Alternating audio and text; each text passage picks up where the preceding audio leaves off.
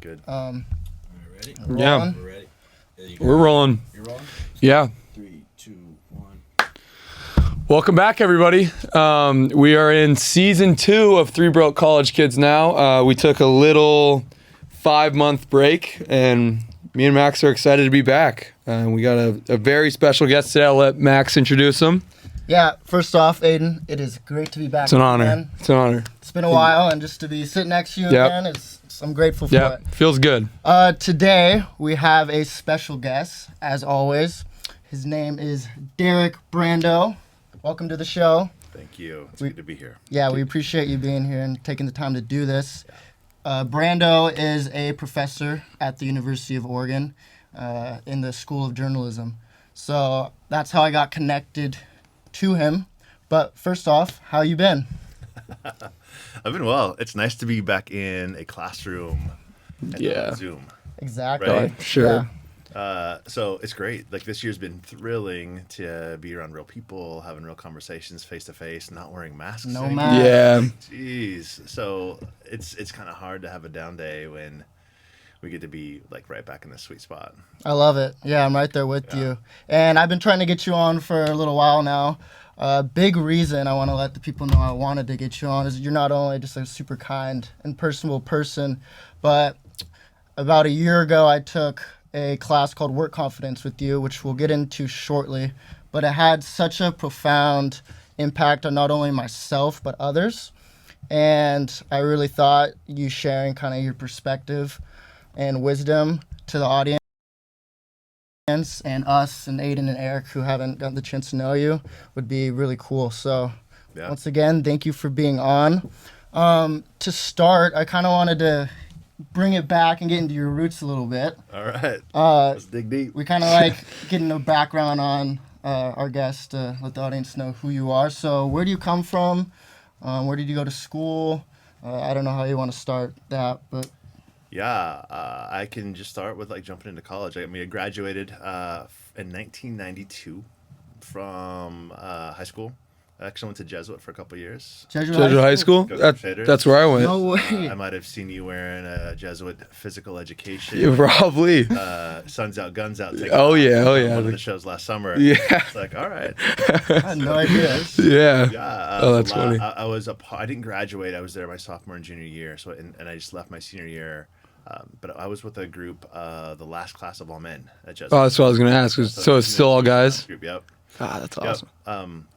But it's always fun to connect with folks who have been through that kind of program.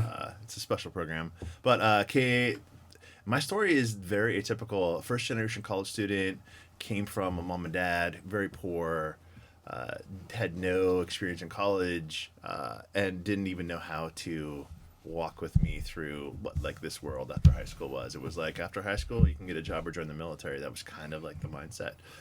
But neither one of those were good options. So anyway, I took my time getting through college, finding my way, figuring stuff out. So I graduated from high school in 92 and I graduated from Oregon in 2000. 2000. Oh. So like 8 years of just wandering and being lost and trying to figure stuff out and doing a terrible job of it.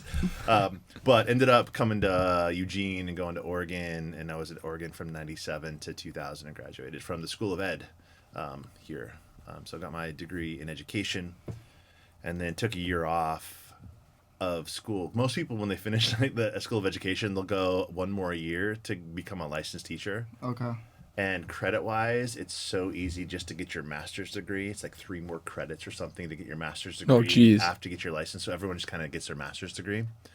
But I took a year off because I'm not a normal teacher and I don't fit into the normal public education model, which is the same model in private education as well. It's just like, let's line kids up, the bell rings, let's go to our next class, the bell rings, let's go to lunch, we'll clock in, we'll clock out, we'll do the thing that we're supposed to do, we'll check the box, we'll get the grade, and we'll kind of move on. Didn't work for me. So much so that I took a year off because I was super disenfranchised by education. I just thought there was so much more around learning. I love telling the story, but at graduation, what's the quintessential icon of teachers? It's a red fruit. Rhymes with Oh, bad. apple. Yes, Yeah. So, Okay. so at graduation, I was like, Jesus. So at graduation, they gave everybody graduating an apple, and the idea was to walk across the stage, shake the dean's hand, get your diploma, put this apple in a basket. I ate my apple and walked across the stage and put my core in the basket because, like, fuck this. Yeah. This is not working for me, and I know it's not working for students to a large degree. So I took a year off, super disenfranchised, and then realized I want to go. Like, when you're like 20, 21, like, I can make a difference. I can change the world. So I thought I'm gonna go back, get my graduate degree, get my certification, my master's degree. I became a teacher, and I taught first grade in Springfield, which is the town just next door to here to Eugene. And then after a couple of years, moved to New York. Lived in Manhattan, lived in West Harlem, and taught fourth grade in West Harlem for a year, Wow. which was super. What made you want super to fun? live in New York? So my former wife went to grad school there. Okay. So we got married right after we graduated undergrad. Kind of worked, and I got through grad school, and then she wanted to go to grad school, so we moved to New York so she could go to grad school. So following the lady. Came. So yeah, we packed up our little family. Jackson's probably my oldest. He was probably maybe 3 or 4 at the time, and so the three of us went to New York, and she went to grad school, and I taught fourth grade in West Harlem. A classroom of 40 or 45 fourth graders. Jeez. It's like twice as big as what you might find anywhere in Oregon. Oh, And yeah. I had an 8-year-old and a 13-year-old. That was the span of my fourth graders, from 8 years old to 14 or 13 years old. It was wild. That's got to be. Out of control. It was, and a lot of it was just like behavior management, which is the case no matter where you go these days. But it was wonderful, and it was like at the advent of like technology being relatively accessible to students. So like podcasting was starting to become a thing, like very infancy. Blogging was at its infancy, and I was fascinated by that. So I started to leverage blogging as a way to engage fourth graders to give a damn about doing some work. So I did this thing. I did this thing called Bridging Manhattans, and I reached out to a school district in Manhattan, Kansas, and Manhattan, California, and I connected with the fourth grade teachers there to have our classes be peer classes, leveraging some of the tech available to us. And then I had kids reading books because I was going to record them and put them online, doing audio book reports instead of a written book report. So they were chomping at the bit to read books because they were going to be famous on the internet. Yeah. It was pretty rad. That's awesome. Yeah. It's a little Hey. incentive. Totally. Yeah. Hey, Aiden, Yeah, Max? have you ever felt like you just wanted to hit the road with your girlfriend with a camper? Yeah, I have. And that's why I got the Happier Camper. Let me tell you about it. The Happier Camper is the ultimate solution for your outdoor adventures. Are you tired of bulky, hard to manage campers that require hours of setup and breakdown? Look no further than Happier Camper. So, would you say a big reason what inspired you to be a teacher? Did you want to go in and like innovate, sort of thing? You didn't really like the original system of how it was being taught. Yeah. So, was one of your things going in like, hey, I want to do this differently? Is that what kind of motivated you? It's a huge motivation even to this day. And now that I'm at the university, I get to actually flex some of that, which is super fun. But yeah, it's super broken and messed up, and I wanted to give kids a different experience that was a little bit more real world, like the life that's waiting for us after we graduate, the way the world expects us to engage with each other and engage with problems. So I was kind of hell-bent on doing that, and then I couldn't do it anymore in West Harlem for like some pretty specific reasons, so I left education. And then I worked for an Estee Lauder company in New York, in a business school that they had. Then when we moved back from New York, got divorced, which I don't recommend. It's like awful. So I don't know if either of you guys come from folks that have like split up, but or you have friends who have parents that split up. It's awful. And then just kind of went through this phase of like super dark time, just like brokenness and trying to find my way, like financially, socially, like so many reasons why you should just never get divorced. Just the brokenness that comes with it. So I started working for AT&T because I just needed to get a job anywhere. And it was like, do you know the story of Harry Potter at all? Yeah, A little. a little. A little bit. There's these characters in the story called Dementors. Yeah. and they're like the ghost-like creatures that guard the prison, and they'll just like hover over you and like suck the life out of you, and they'll create like this coldness, and you just feel your life leaving you. Well, that was AT&T for me. So like sucked the life for me. Necessary evil for a season, but then got this job at the university and started being able to implement some of the stuff. I tried to start a company to replace public education, like right before AT&T. Just to switch up the whole process of it. I left the Estee Lauder company and then worked on this startup, sort of an education. We were like 10 or 15 years ahead of our time. So now lots of people are doing this distance learning kind of stuff, but it was really more like what we're seeing in a work environment where people are able to work remotely and still solve problems and make cool shit. But it was doing it with high schoolers. Anyway, we didn't get funding, and Daddy needed a paycheck, so went and worked for AT&T. And then started working at the university after a conversation with a woman named Deb Morrison, who was the head of the ad program here. Yeah. You smile, you know Deb. I know Deb. Yeah. And yeah, I guess that kind of brings me to the confidence class, Yeah. which is a really unique class here at the University of Oregon. I'll kind of let you maybe give a background on the class before I chime in, because I have a lot of good things to say. I'm glad. But how did that whole thing start? If you want to give a little background on the class itself. I will say Max talked about this class like the very first time he took it, and he came back home and he's like, man, it just really changed me. So I'm excited to hear about it too. I'm glad to hear that, and it only works if you show up and do the work. So I get to create the environment, but you get to do the work. So if you got anything out of it, a majority of that has to do with you. Yeah. It takes some courage to do some of the hard stuff. But yeah, this class called Confidence, Deb Morrison hired me to do this class, which is not a normal part of curriculum, like a work confidence class. But her idea was, we're going to have this novel experience for students that's going to give them a competitive advantage when they graduate. And when you graduate and leave the university, the incubator that it is, and go to the real world, it's kind of scary out there, and there's a lot of people competing for the job that you want. But if you walk in with confidence, this greater sense of your worthiness to be in a space, this greater sense that your voice deserves to be heard, and we actually need to hear your voice, this belonging to yourself, no matter where you go every step of the way, you walk with a different swagger, and it's not arrogance. It's this, I belong here. So when Deb hired me, she just said that this is what I want for our students. And she put her hand out and she did this like supple little like drop. It wasn't like a full mic drop, but it was like this like little thing. And the way I tell the story is I've been in Eugene long enough to speak a little hippie, so I kind of knew what she was talking about, because you know Eugene is where hippies come to die, right? Oh yeah. Yeah. Who's the Walk around. Who's the basketball announcer for college basketball that's annoying as hell, but used to play for like the Bill Lakers? Walton? Yeah, Bill Walton. Like, I mean, He's a character. he's the ultimate hippie, right? And he'll die here. Yeah. He'll die here. But I said, okay, I think I can do that. Not really knowing, but kind of knowing what she was talking about. She gave me full reign to bring this thing to advertising juniors and seniors. And essentially what we do for 10 straight weeks, and you can attest to this, Max, is for 10 straight weeks, I make people feel really uncomfortable and awkward. Jeez. You're like, are you already sweating, right? Oh yeah. So the idea is, especially in the university level, like we can intellectualize, philosophize, think about a lot of this stuff, theorize about, read the text and have the conversations. But when you get into the real world, this part of us kicks in, all the feels kick in, and that's a differentiator, because we don't usually give you guys an experience to feel all the feels that come with, well, I know it's going to be hard, I know it's going to be bad days. So week after week, we create this simulation and confidence that allows you to get your thinker working, but also stirs up the emotional experience, which is a very human experience, right?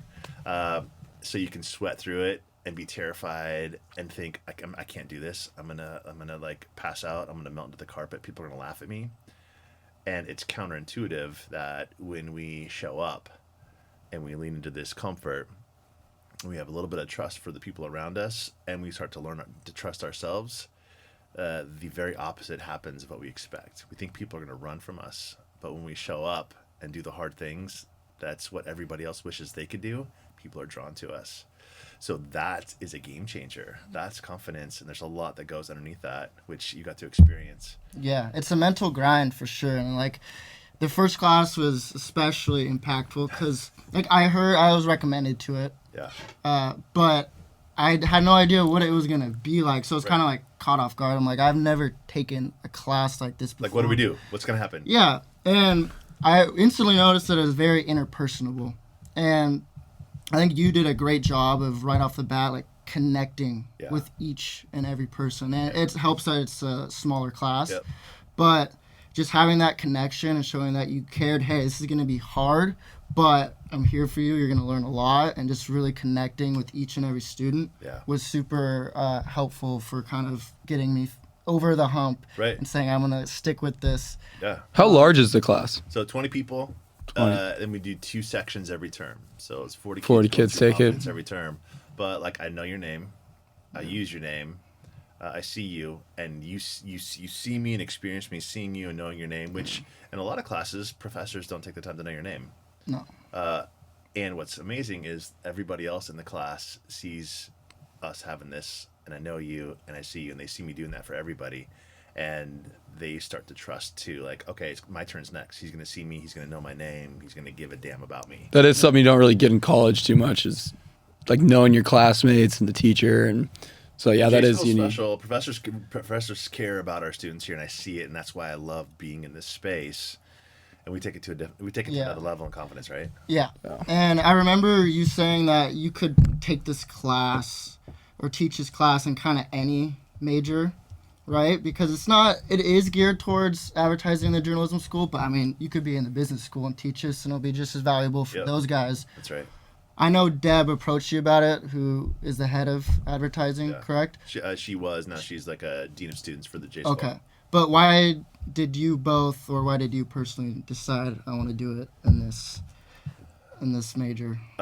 So a friend of mine named Mark Lewis taught a version of this class a couple of years before I stepped into it. And Mark, he passed away unexpectedly and left kind of a hole in the J School because he did this kind of similar thing, and it makes a difference, right? People connect to this experience in a deeper way than just a class that gives me 2 credits and I check the box. So I knew Mark. I loved Mark. He's a personal friend of mine, and just knew who he was and what he brought to the experience. And so that was kind of a thing. That was a thing where I thought, I don't want to be the guy to follow Mark because he's just like magnanimous human being, but I'll be the guy to follow the person that follows Mark. But I followed him after a couple years, and I knew what he brought, and I thought I could bring my version of that to this thing. And I know it's not academia. I know it's not research or publication or this like intellectual theoretical process. I can bring the Brandow experience, and Deb gave me free rein to do it. So it's been this constant evolution, adapting, developing, kind of like growing with the times and the social emotional needs that are happening. Yeah. Does that answer the question a little No, bit? it does, for sure. And I kind of want to bring it back to like the first couple classes to give the audience kind of idea of how it goes. Yeah. So we got in there and we all introduced ourselves, and most people get a lot of nerves and anxiety when you stand up in front of a group of people. Sure. Which I do want to ask you about why you think that's the case, and every person deals with that kind of. But he's like, all right, one of the things he tells us to do is think of a story, whatever it may be in your life. And now you have a few minutes to think about it, and I'll get up in front of everyone. Yeah. This first class? Day 1. Oh my Lord. Week 1's silly week, right? Yeah. You show up to class, professor goes over the syllabus, like, we'll see you next week. Homework due on Sunday. Yeah. First classes, we do that, but then it's you have a couple minutes to prepare, 2-minute presentation on the topic of, answer the question of, this is me. Who am I? Who am I? This is me. Which is the easiest question to answer because you're the world's leading expert on you. Like, nobody knows you better than you, right? But it's terrifying and nerve-wracking, and I think you're kind of getting to this, like, why is that, right? But we end the class, and everybody has 2 minutes, not a second more, not a second less, to stand in front of 19 of their peers, and I usually have a camera, and I film them. Oh and my they're mic'd up, and they have to go for 2 minutes, and it's terrifying. And, like, sometimes you'll run out of things to say, Yep. like, you'll get a mental block. And then not only that, he critiques you. So Not week 1, though. Not week week one, 2, we sorry. dig into it. Yeah. But week 1, it's like, you just got to survive. Yeah, survive. You just Oh got to my not pass out or gosh. pee your pants. So I'm if I'm wearing a sweatshirt and I took that off, Wait, so I'd you be get sweating. do you get time to prepare at all, or you Yeah, a couple minutes. But it's also like nerve-wracking too, because some of the stuff he asks you to talk about is not easy. right? It's not like you're talking about Further into the class. further into the class. Yeah, I It's guess. not easy, right? But this first one, it's hard because you're terrified. Yes. You're nervous. You're sweating. They say public speak. People are more afraid of death than public speaking, people are more afraid of public speaking than they are afraid of death, which is like That's great. Yeah. Yeah. so it's hard. And I just let you like sweat through it, and a couple people will drop after that first class. Really? They're like, this is too much. That's okay. It's okay. We'll see them back in a term or two. Yeah. When, public speaking's a big part of it the first couple weeks, but that's not the only. And it's not a public aspect speaking of it. class. It's not I should have made that clear. It's not a Because public speaking class. and people think that, but all we do is we use public speaking to create a very uncomfortable and awkward experience. Because I gave you guys some stuff to do to be better presenters and storytellers, but it's really to stir this up right here. And I give you some stuff to work on to like be better, but it takes the edge off a little bit. But I want you guys to feel like, oh shit, this is so hard. Everyone's staring at me. Everyone's judging me. I'm gonna die. I'm blacking out because I'm so scared. And then after a time, you're still there. You didn't die. No one laughed. No one is judging you, at least nothing you know of. And in fact, everyone's supporting you because that's part of the process, right? Yeah. Everybody gets to give feedback at the end. So anyway. Yeah, it's one of those things where it's like you gotta, in order to come out with growing and as a person, you gotta face your fears and go through those experiences. So I think that's one thing that all of us kept in the back of our mind who stayed with it is like comfort zone. Yeah. Here, and I gotta be here. Yeah, you gotta get yourself out of your comfort zone to really grow as a person. And most people don't ever do that intentionally. I mean, it takes a pretty like thoughtful, someone who's willing to go on a 10-day silent retreat. Like that's intention to go on something like that. Max's dad did that. I know. Oh, okay. Yeah. Can I talk about that? No. I might have watched like an episode or two. Oh no. No, we probably talked. We Probably talked about it. Yeah. Yeah, the guy with like the Mark Friel, and the Pac-12 football guy, Mark. backyard. Yeah. My dad went on a 10-day meditation retreat. Yeah. That's out of your comfort zone, and you have to be intentional about that. Yeah. Stuff. But when you step out there, you start to realize more and more that you can do hard things, and if it's right, you start to line back up with something that's more true about yourself. You start to like recognize and realign with your values, which, oh man, we need it so bad. Or so many of us are so far from our values. Exactly. It really kind of helps you find the value in yourself and discover your identity. But I also think why the class is so important is because like as college students, we're kind of living in a time where there's a lot of stress and you have the pressure of entering a career and you kind of lose track of like what's important. That you can really get caught up in that kind of mental state of like, shit, I don't know what to do. Right. But if you really understand like yourself and you find confidence within you, then that will really help. There's a whole nother thing around performance that we talk about in confidence, and I really kind of work to assassinate this behavior of performing, because we see the world out there like you were saying, Max, and we want to be successful. We get really good at behaving in a way, like at the end of the day, we want to be accepted, whether it's with our friend group and our families or like the recruiter to hire us for the job. We want to be accepted. And what a lot of us do, myself included for a long time, is we work really hard and we perform and in a way to be acceptable, to be worthy of this over here. It is an exhausting pattern of behavior. And I see it in people's faces term in and term out when we start talking about how fucking exhausting we are trying to be acceptable in our friend group because we have to wear the right clothes, listen to the right music, be in the right house, drive the right car, go to the right school, have this amount of money, get this internship, whatever it is. And it's not a behavior that's sustainable. What is sustainable is to, and it's hard to do, is stop performing and just be who you are. And that's such a big thing to say and like, oh, we get it. And this is the difference. But when we actually try that on, it's terrifying because, oh my gosh, if I'm just going to be like my weird, goofy self, are they going to like me? Like, will I still belong in my friend group? And the truth is we don't know. and that uncertainty is terrifying. So we keep performing, and if we're lucky, we won't die from exhaustion, and something won't hit one of those cards, and the house of cards won't fall. If we're unlucky, and a bunch of us aren't, something's going to happen, and that house of cards is going to fall, and now we're stuck with like, who am I? I've worked so hard to like create this image that's worthy of friendship and worthy of acceptance and belonging, but it's not belonging. It's fitting in. And what we're hungry for is belonging, ultimately to ourselves, and that's where confidence comes in. Can we put the behavior and the performance aside and just sit with myself and like believe I'm okay, and more, that my voice deserves to be heard. I deserve a seat at the table. Absolutely. Wow. And you also go into gratitude a bit, which I really liked. We were supposed to write 3 to 4 letters to important people in your life, Yeah. and then also like someone who serves you. Yeah, that's right. Which is pretty cool. How many years have you been teaching this? Winter term 2016 is my first term. So what are we? We just finished year 7, moving into year 8. Okay. So after about 8 years of teaching this class, what do you find most gratifying about it?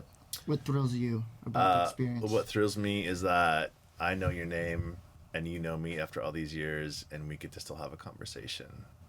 I love that. And it happens over and over and over again with so many students. And I think what's really rewarding too is that on sort of a professional level, I've had a handful of students reach back out to me after they've been in their profession, New York, Chicago, Portland, and they've said, hey, Brandow, can you come and do a thing for our PR agency or our marketing agency or my dad's finance company? And I get to show up and invest now in them and their cohort as young professionals and emerging leaders. So it's the connection with people, showing up for them, looking them in the eye, like seeing them, believing in them, like going after the bullshit that gets in the way of them being their truest version of themselves. So good. Love it. Absolutely. Absolutely. 100%. Well said. Another area I kind of wanted to get into, and I think a lot of students will relate to this, including Aiden and Eric. You know, when you're going through college, a lot of people don't know what they want to do, what lies ahead. Yeah. Like, I'm Yeah, sure me, I'm like that. I'm in this business degree, Yeah. and had so broad. I have just no idea Right. what direction it's going to Right turn. now. Right now, yeah. Today, yeah. Right now, Yeah. yeah. What year are you? Junior. Okay. Yeah, And, I'm at Oregon State though. Okay. So yeah. And especially students just graduating, right? They're about to leave school. They've had this structure for 20 plus years. it's frightening. What the hell are we going to do? What is your advice to students in that kind of place of like, I don't know what the hell I want to do? What things can you do to kind of help you cope with that? That's a good question, Max. Because it does tap back into this idea of performing. Because what am I going to do? There's all kinds of inputs to that are telling us what we should do. To be doing like the right thing or the acceptable thing, or I'm worthy to still be in my friend group, or I'm worthy to like go home and look my parents in the eye because I did this thing tied into my major. So we put a lot of pressure on ourselves to perform, even still. And I think one of the greatest things we could do just in life, in general, that does transcend to a professional space is just give ourselves a fucking break. Don't feel like you have to rush into an internship or find that job in LA or whatever, or even go travel Europe for 6 months after you graduate. I mean, even there's a sexiness around that. That's what you're supposed to do when you graduate. Like a gap year. Because we're so young, too. It's like a lot of people don't find what they love to do. And passion's a big thing, right? In life, finding your passion. Everyone wants to work in something they truly love to do, their calling. But a lot of people don't ever find that for a long time. So, like you said, I think people should realize, go travel. Like, if you take a couple years off, what are you going to do? You're still 23. Yeah. So I think that's a good way to put it. Yeah, relax. Just give yourself permission to not forge ahead and do something that is like what you're supposed to do. I think it goes with the confidence thing, because for me, it's like I'll see my friends and they already have an idea, and that's what's kind of scary about not having an idea, I think. Yep. So Like, That's a really this good is what you're point. supposed to do. Yeah. Oh, and if I don't do that, then I'm not stacking up to. I'm my behind, social or yeah. I know, I see that a lot too. It's like I don't know exactly what I want to do, and I see others who have like this passion, or they know exactly what they want to do, and that's probably what they're And they've known it for years. So it's stressful, like when you just kind of get caught up in a just stressful mental state. That's tough to deal with, but it's part of life. Everyone goes it through is. it. It is, and it's kind of easy to generalize that. Like it is what it is. Yeah. But the advice would be to take some time for yourself to sit with what your values are, really understand what your values are, and give yourself permission to just live in a space where you don't have to perform for somebody else's acceptance. You don't have to perform to fit in, but intentionally do things so that you can be, which is a little like do things so you can be, right? Yeah. But like make time for yourself to just be comfortable with who you are, understand what's really important and valuable to you, get comfortable with your fucking weirdness and quirkiness that you try to hide a lot, so that because you might think your friends think it's weird, and then you're not worthy for the friend group.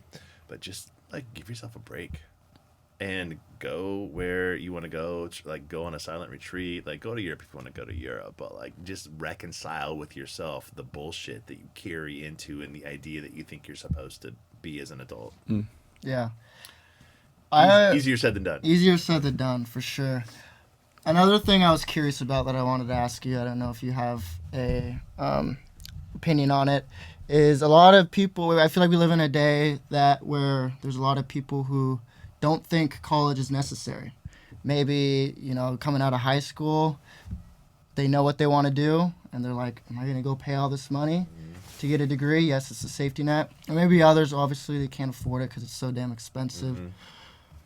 How important do you think college is for... it varies. It's a tough question because each person has a different life story and they're dealing with different things. Yeah. But, and maybe you can't... Oh, how important is college? Yeah, like getting. Do you think it's worth it for? I guess it's hard because each person's different, but Yeah. Yeah, I think that if you were going to leave college with a bunch of debt, don't go.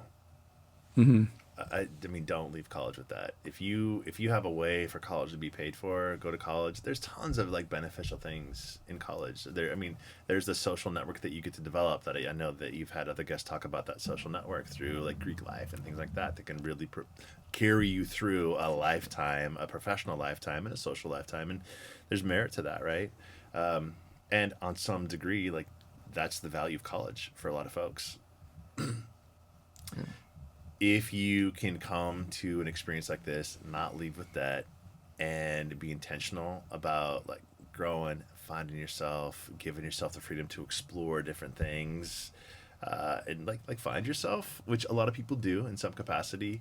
I think there's a lot of value to it. Could you graduate from high school if you had your head on straight, which not many kids do when they graduate from high school, right? But go and find a job or an internship with an organization that's willing to create a space for you, and you start working for 4 years and kind of figuring out the job versus waiting 4 years and getting the theory of it and then figuring out the job. That person who left high school is 4 years ahead of you. And you'll be working for them even though you're the same age, because they've been in it for 4 years. And this is like the theory, right? But if you could find a spot, something like that, where you could just get into it, like you could be pretty far ahead. Take that money for college and put it into a house. yeah. Were you part of a fraternity? I was not a part of a fraternity. I wasn't ready. And again, like my parents didn't have that kind of experience, so I didn't really understand what it was or recognize like the pros and cons of something like that. Looking back on it, I might have. I mean, there's lots of things about it that I think are really appealing, but I was not. How was Oregon in 2000? How did it differ from what it's like today? Same old, pretty much? Yeah, to a large degree. Like, you wake up, eat some breakfast, go to class, do your homework, go play some frisbee golf, maybe eat some Newman's fish and chips, and have a house party that night. Yeah. So in some degrees, it's very similar. The campus is very different. The EMU is entirely different. Lots of new buildings on campus. But I mean, it's college, right? Yeah. Just show up, got to do your homework, got to go to class, maybe sleep through a few classes, have some friends, have some fun. Yeah. Yeah. At the end of the day, it's just a good time. Yeah. So is it worth it? It depends on if you want to make it worth your while. and it takes some thought. It takes some like work to like really maximize that experience. Love it. Yeah. I think that's all we have Really for good. you. I kind of like to end with a question. What inspires you every day to be your best, to get through the hardships in life? What kind of keeps you in check and keeps you going? Yeah, what inspires me? Yeah, I love my wife so much. Amanda inspires me. She's like such a wonderful human being and so brave, and a wonderful mother. I love being a dad. It's probably like my top thing in my life. I have 4 kids. My youngest is a sophomore at Oregon right now. He's a sophomore here? Yeah, Jackson, that 4-year-old from New York. He's a sophomore. Oh, at Oregon wow. now. Yeah, they grow up so fast, Sure. as you've heard on your show many times. Yeah. And then my Amanda and I have a 12 and a 10-year-old in town here too. So I have 3 daughters, and like I mean, I live for my family. I live to, I want them to be proud of me. I want to have a connection with them. I want to know them. I want them to know me, like underneath all the bullshit. And then my students, like I'm not working. I will not retire. When the day I die is the day I retire. So you see yourself being a teacher till The end. That's awesome. I mean, as That long is as cool. my, like old hips and knees can get me into the building, then like I'm here and I'm talking to people like you, and we're having a real conversation. We're connecting, and we're like doing something real with our time here together. Feeds my soul. Love it. Yeah, it's good stuff. Yeah. Well, I'll take that with me for sure. awesome. Well, thank you so much, Brandow, for being here. Buddy. Yeah, thank you. And yeah, guys, season 2, episode 1. We're back. We're back. Yeah, Can't you wait are. to see you guys next. And yeah, thank you. All right. Thanks, guys.